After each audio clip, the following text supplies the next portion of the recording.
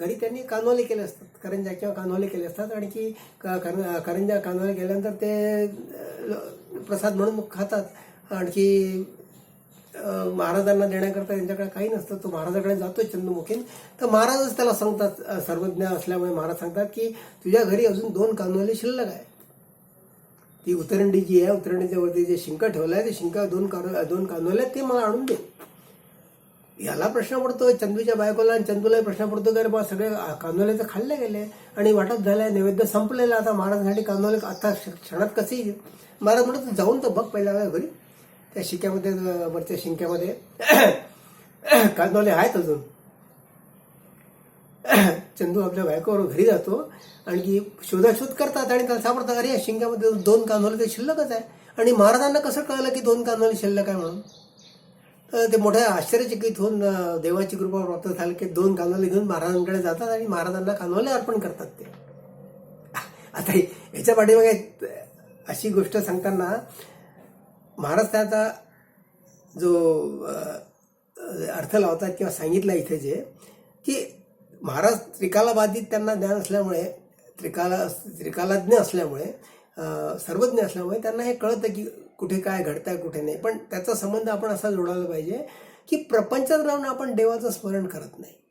त्या बाईला, चंदूच्या बायकोला आणि चंदूला प्रपंचात इतके आसक्त झाले असतात ते की त्यांना 2 कानोले महाराजांना द्यायचे आहे हे ते विसरते. तिला स्मरण राहत नाही. आणि स्मरण न राहिल्यामुळे ती म्हणते की कानोले घरी नाही आहे. तर इथे स्मरण जे करायचं आपलं, इथे स्मरण, नामस्मरण जे करतो आपण ते परमेश्वराचं करा. आपल्याला नामस्मरण, आपण जन्माला तर आलो आहे, ईश्वराच्या कृपेने जन्माला आलो आहे, पण देवालाच विसरलो आहे. आणि म्हणून काय होतं की देवाचं विस्मरण आपल्याला झालेलं आहे. ते देवाचं विस्मरण नको, देवाचं स्मरण असावं. आणि म्हणून नामस्मरणाचा मंत्र जे गोंदवलेकर महाराजांनी, रामदास स्वामींनी दिला आहे, तोच मंत्र इथे भावातीत अर्थ जो सांगितलाय तुम्हाला मी, हा भावार्थ ऐकला की स्मरण, त्याला प्रपंचात राहून तुम्ही गोष्टी बरेच विसरताय. प्रपंचात तुम्ही आसक्त झालाय म्हणून तुम्हाला परमेश्वराची आठवण येत नाही, परमेश्वराचं स्मरण होत नाही. तर हे स्मरण तुम्हाला देवाचं राहायला पाहिजे, अखंड राहायला पाहिजे, निरंतर राहायला पाहिजे. म्हणून नामस्मरणाचं यंत्र आहे, मंत्र आहे. नामस्मरणाचा मंत्र आपण स्वतः आपल्या हृदयाशी ठेवायला पाहिजे, देवाचं स्मरण आपण ठेवायला पाहिजे. अशा पद्धतीचं म्हणजे त्यांच्या पाठीमागे कथा आहे किंवा असा सिद्धांत आहे अध्यात्माचा की नामस्मरण करून देवाचं आपण स्मरण ठेवायला पाहिजे. आणि या स्मरणाचं फार मोठं महत्व आहे. स्मरण देवांचे करावे, अखंड नाम जपत जावे, नामस्मरणे पावावे समाधान. असं समर्थ सांगतात की नाम, जे भगवंताचे जे नाम आहे, नामस्मरणाने तुमचं जीवन सार्थक होतं. आणखी याची सदैव ज्योत आपल्या हृदयात ठेवायला पाहिजे. आपण ते अखंड नाम जपत जावे, नामस्मरणे पावावे समाधान. आणि हा प्रयत्न करायला पाहिजे. याच्या पुढच्या गोष्टीत जो माधव म्हणून ब्राह्मण सांगितला आहे त्याची पण गोष्ट याच्याशी सुसंगत आहे.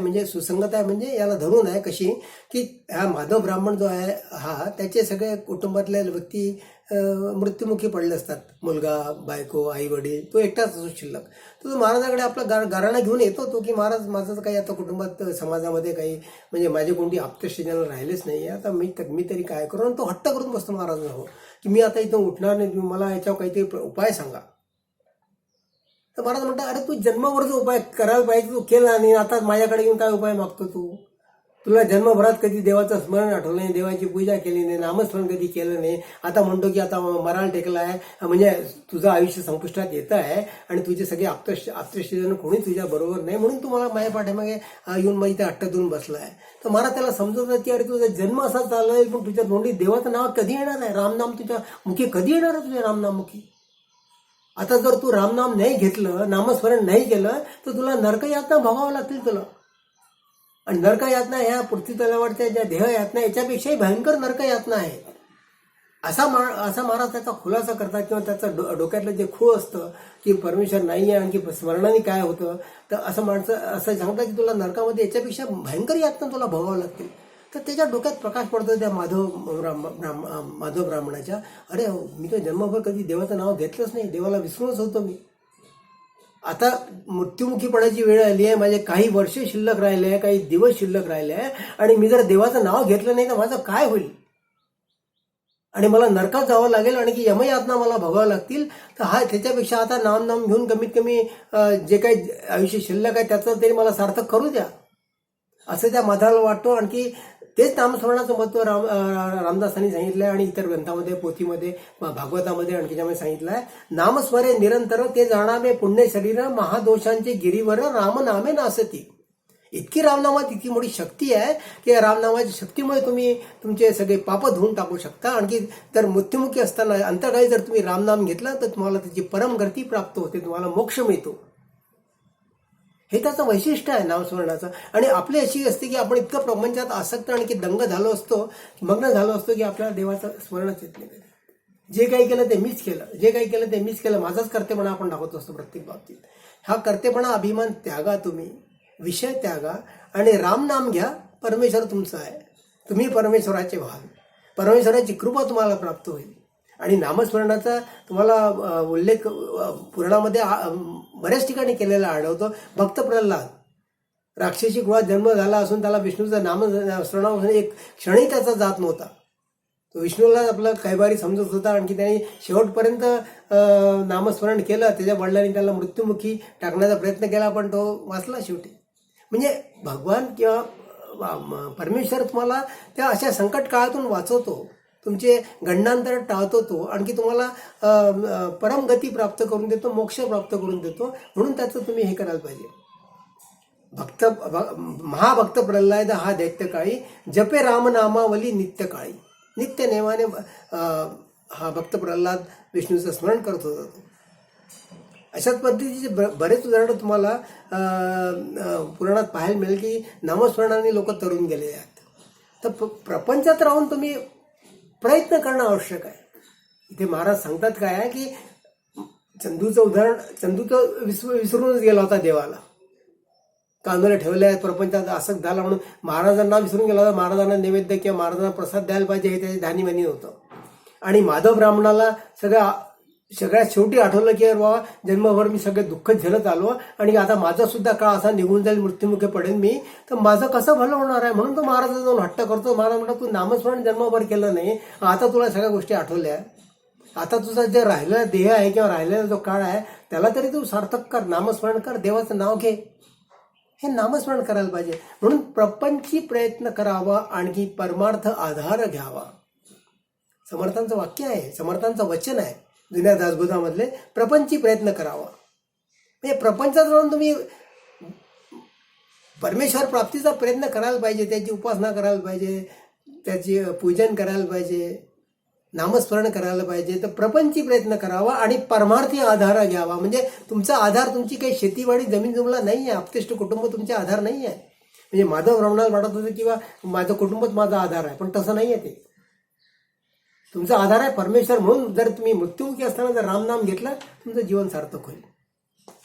असं हे प्रपंची प्रयत्न करावा आणि परमार्थी आधार घ्यावा, हा त्यातला घेण्यासारखा बोध आहे.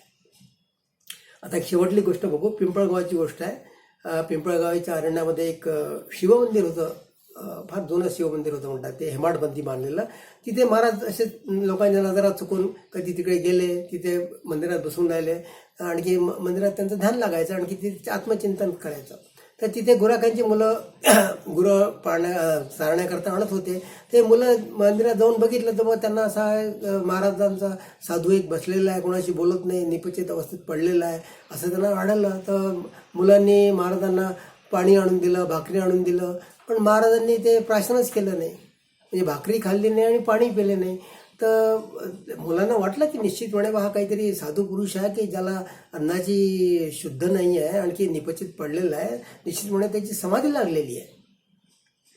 तर असे मुलं मग महाराजांची पूजा करतात ते, आणि चरणोदक प्राशन करतात. त्यांना जिथे काही जे रानामधले जे काही फुलं असतील त्याची माळ तयार करतात, महाराजांना ती माळ घालतात ती, आणि नंतर गावात जाऊन सांगतात लोकांना की असा एक सत्पुरुष, एक साधू महाराज आपल्या शिवमंदिरात बाहेर येऊन बसलेला आहे. तर मग गावातले सगळे लोक जमा होतात तिथे की अरे बा असं सत्पुरुष घुरातली लोक सांगतात आहे. तर लोकांची रीक लागते तिथे शिवमंदिरात महाराजांना दर्शन घेण्याकरता. आणखी महाराजांचं दर्शन घेतात. आणखी बंकटलालला पण सुद्धा ही माहिती मिळते की बा महाराज इथे शेगावात मी गेले कुठे, तर त्याला तर कळतं की पिंपळगावाच्या शिवमंदिरात महाराज आहे आणि तिथे लोकांची रील लागली आहे महाराजांचं दर्शन घेण्याकरता. तर बंकटलाल तिथे जातो पिंपळगावला आणि महाराजांचं दर्शन घेतो आणि महाराजांना विनवतो की महाराज घरी चालला, तुम्ही इथे असे का अरण्यात येऊन काय मंदिरात बसले आहे. तर महाराज मग त्याच्याबरोबर पुढे जातात तिथे आणि बंकटलालच्या घरी जातात पुढे. तशीच एक आणखी एक गोष्ट सांगितली, अडगाव म्हणून आहे, अकोलीजवळ एक अडगाव म्हणून एक लहानचं खेड होतं म्हणतात तिथे.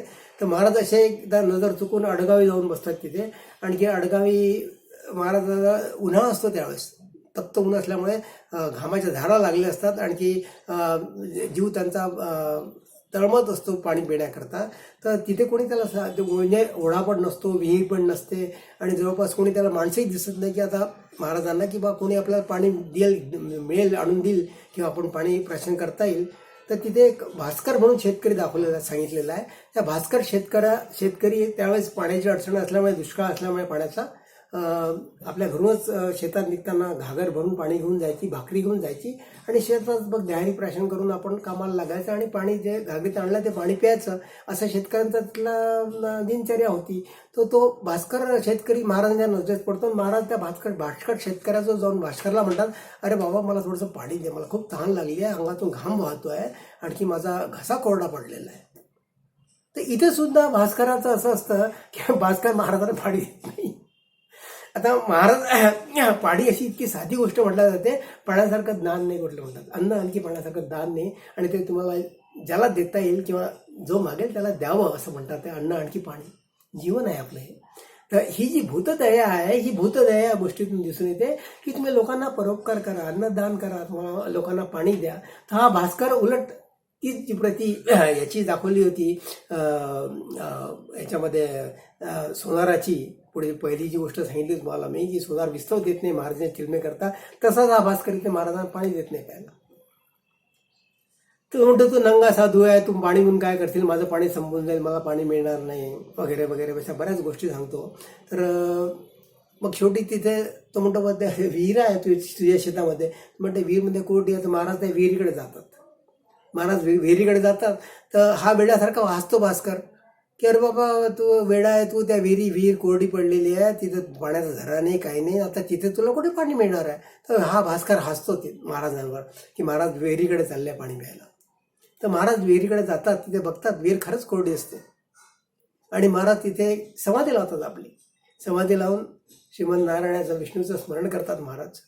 आणखी म्हणतात की इथे विहिरीत लोकांसाठी लोक पाण्यामुळे तडफडतात आहे, या अडगावातले लोक पाण्यामुळे तडफडतात, त्यांना पाणी नाही आहे, तर इथे पाणी उत्पन्न करा अशी महाराज जनकल्याणासाठी हे करतात, प्रार्थना करतात. आणि प्रार्थनाची माणसाची पूर्ण झाल्यामुळे काही क्षणातच ती विहीर पाण्याने भरून येते ती. आणि भास्कर तिथे पाहतो, अरे पाणी आता विहिरीत नव्हतं, कोरडी होती विहीर, आणखी अचानक कशी काय विहीर भरली पाण्याने. तो महाराजांच्या पाया पडतो की बाबा हे माझ्याकडनं फार मोठी चूक झाली आहे महाराज, तुम्ही इतके साधू सुपुरुष असाल मला कल्पना नाही, आणखी जे पाणी तुम्हाला सोडण्यासाठी साधी गोष्ट तुम्हाला दिली नाही आहे, तर माझी फार मोठी चूक झाली आहे. तर महाराज म्हणतात आता तुला घरून पाणी आणायची गरज नाही आहे, तुझ्या शेतातलीच विहीर आहे ही आणि या विहिरीला पाणी आता भरपूर पाणी आलेलं आहे, झरा लागलेला आहे, तर इथलंच पाणी पित जा आणि लोकांना पाण्याचं दान कर, लोकांना पाणी इथे घेऊ देत जा विहिरीवरून.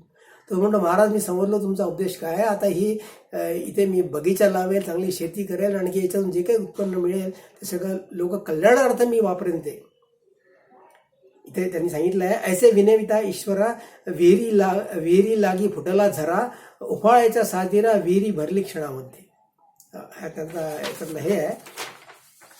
तर याच्यामध्ये काय आहे की सांगायची गोष्ट म्हणजे काय, तर 2-3 गोष्टी अशा निदर्शनात येतात की भूतदया तुम्ही ठेवायला पाहिजे सगळ्या चराचरामध्ये, प्राणी मात्रांमध्ये. त्या साध्या गोष्टी या आत्मनिवेदन करायला पाहिजे किंवा आपण त्या गोष्टी आपल्याला आपण म्हणून त्याचा लोभ म्हणून ते आपण बाळगतो, त्या लोकांना तुम्ही द्यायला पाहिजे, अर्पण करायला पाहिजे. आणि ईश्वराला तर तुमचे कर्म आणि कर्माचे फळ दोन्ही अर्पण करायला पाहिजे.